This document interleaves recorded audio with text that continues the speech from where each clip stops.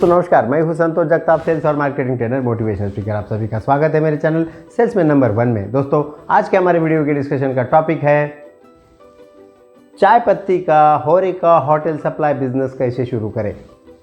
दोस्तों, पार्ट 2 पहले भाग में हमने जाना कि इस बिजनेस को कैसे शुरू कर सकते हैं, क्या क्या लाइसेंस की ज़रूरत होती है, इसका भंडारण कैसे करें और इसका स्टोरेज कैसे करें, इस बारे में हम क्या क्या लाइसेंस इसके लिए लगते हैं, ये पहले वीडियो में जाना।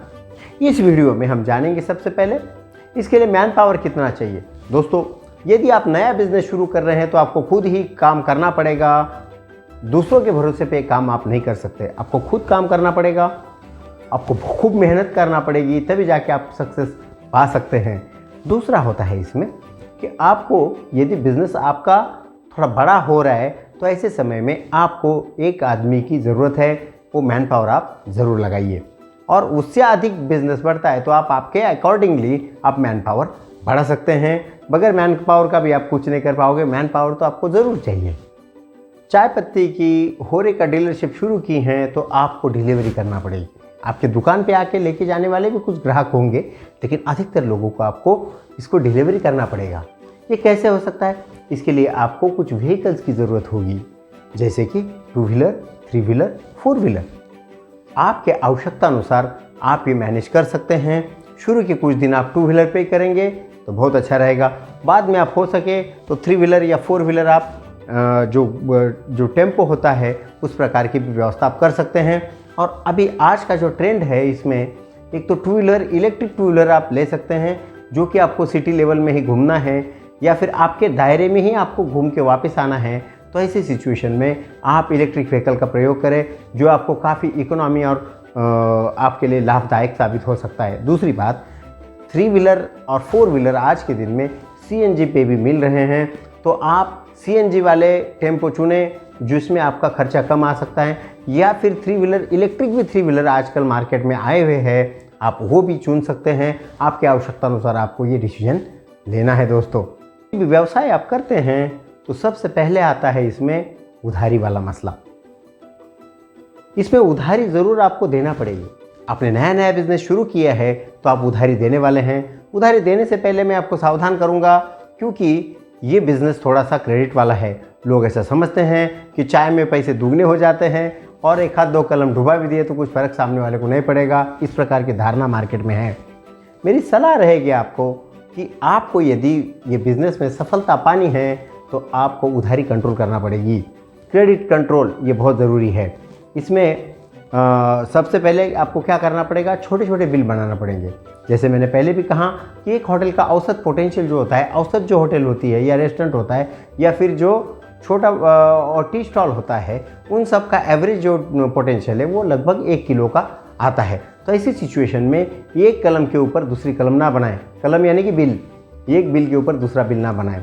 यदि आपने इतना और छोटे छोटे बिल बनाएं, आप कोई अगर कलम आपने 100 किलो की बना दी और वो होटल वाला आपका पैसा डुबा दिया तो आपका बड़ा नुकसान होगा। 1 किलो यदि आप देते हैं और अगला हो सके तो आप कैश में व्यवहार करने की कोशिश कीजिए। आप मुनाफा कम मिलेगा, लेकिन आपको पैसा और आपका टर्नओवर इसमें आप बढ़ा सकते हैं और आपको ज़्यादा मुनाफा मिल सकता है। ये आपके ऊपर निर्भर करता है, सिचुएशन पे और मार्केट सिचुएशन पे निर्भर करता है कि आपको कैसे आगे जाना है। तो आप छोटे छोटे बिल बनाइए, एक बिल पे ही काम कीजिए, तो ये आपको इस बिज़नेस में सक्सेस मिल सकता है। ज़्यादा से ज़्यादा 1 किलो से लेकर 2 किलो, 3 किलो, 4 किलो, 5 किलो तक के ही इसमें बिल बनने वाले हैं आपके।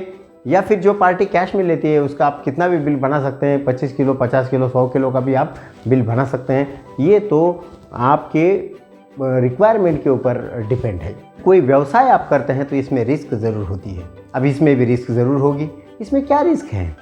इसमें एक तो कभी कभी वो जो शॉप आप सप्लाई कर रहे हैं जहाँ पे, वो बंद हो जाता है या फिर मालिक बदल जाता है, तो आपके उधारी डूबने के चांसेस हो जाते हैं। ऐसे समय में आपकी उधारी डूब सकती हैं। या फिर आपने ख़राब क्वालिटी का माल का गलती से परचेस कर लिया तो भी आपका नुकसान हो सकता है या नुकसान होना तय है। तो आपको इन चीज़ों का खास कर ध्यान रखना पड़ेगा। या फिर आपके गोडाउन में माल ख़राब हो गया, उसको कोई दूसरा कोई उसको वो जो सुगंध लग गया या फिर पानी लग गया तो भी आपका माल ख़राब हो सकता है। ऐसे इसमें रिस्क थोड़ी होती है। वो तो कोई भी व्यवसाय में रिस्क रहने वाली है। तो आपको यदि सक्सेस पाना है तो थोड़ी रिस्क आपको लेनी होगी। जब आप बिज़नेस शुरू करते हैं तो सबसे महत्वपूर्ण होता है फाइनेंस। तो आपको जो वित्त है, फाइनेंस है, वो लगने वाला है। तो चाय पत्ती का होरेका होटल सप्लाई बिजनेस में आपको लगभग शुरू में जो लागत लग सकती है, आप छोटे पैमाने पे व्यवसाय की शुरुआत कीजिए।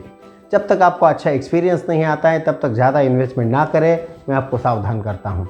दोस्तों, लगभग 1 लाख रुपया से लेकर 2 लाख, 3 लाख और 5 लाख और उसके आगे आपके आवश्यकता अनुसार आपका बिजनेस जैसा बढ़ेगा वैसे आपको आपकी इन्वेस्टमेंट बढ़ानी पड़ेगी। दोस्तों, सबसे महत्वपूर्ण इसमें कि चाय पत्ती कहाँ से खरीदूं।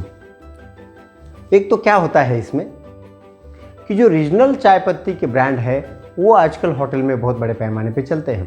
यानी आप कोई भी रीजन में रहते हैं तो उस रीजन का वहाँ पर लोकल में एक चाय पत्ती का बहुत स्ट्रांग ब्रांड हर एरिया में है, वो ब्रांड को आप सप्लाई कर सकते हैं।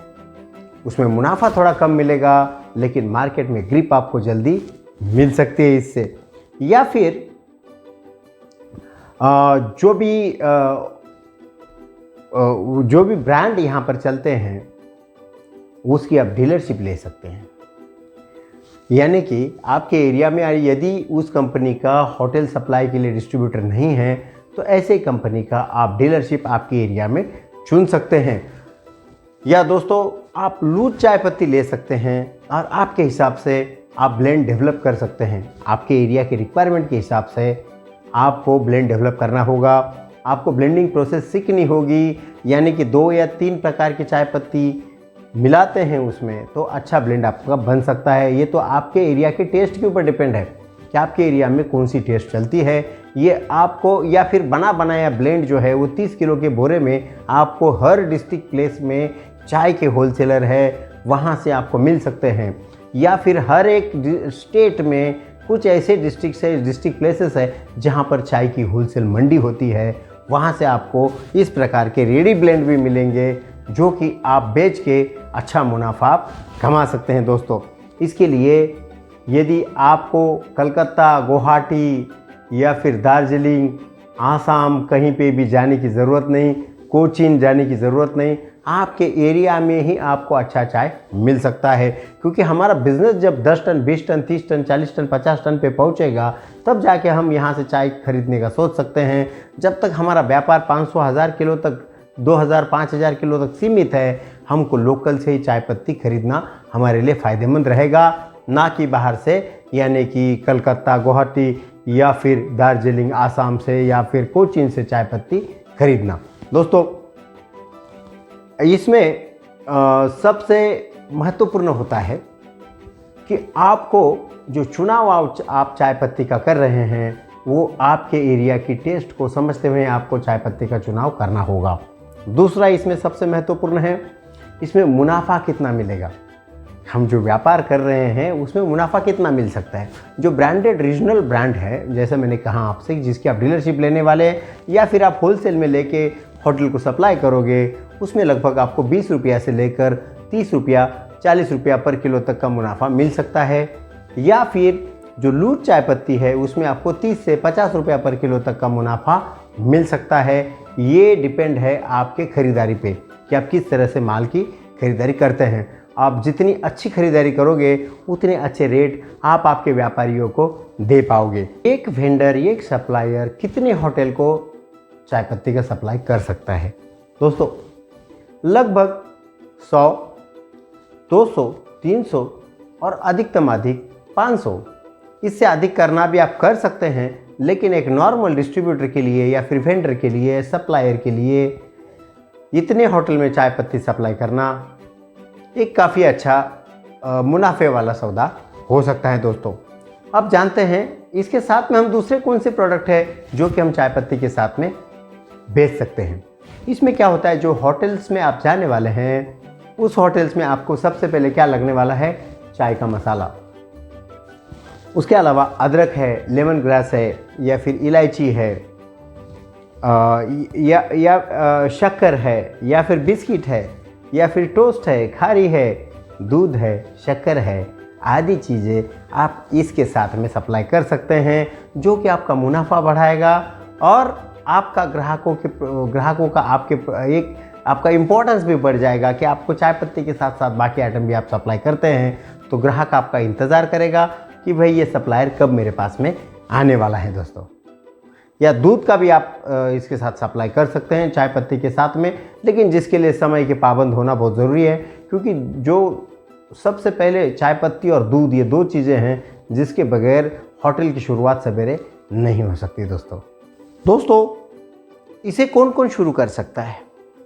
नौजवान, महिलाएं, किसान, रिटायर्ड लोग, या फिर ऐसा कोई भी व्यक्ति जिसे मेहनत करके पैसा कमाना है और आगे बढ़ना है, शोहरत दौलत कमाना है। इसके लिए आपको क्या करना पड़ेगा? आपको त्याग करना पड़ेगा, आलस्य का त्याग करना पड़ेगा, क्योंकि ये बिज़नेस सर्विस बिज़नेस है। आपको लोगों को सर्विस देना होती है और वो भी टाइम पे। आप समय के पाबंद बनिए, अच्छे क्वालिटी का चाय पत्ती सप्लाई कीजिए, बहुत लालच में मत आइए, और हर चीज़ जो सप्लाई कर रहे हैं वो इंग्रेडिएंट्स, क्वालिटी इंग्रेडिएंट्स का सप्लाई कीजिए। आपको कामयाब होने से कोई नहीं रोक सकेगा दोस्तों।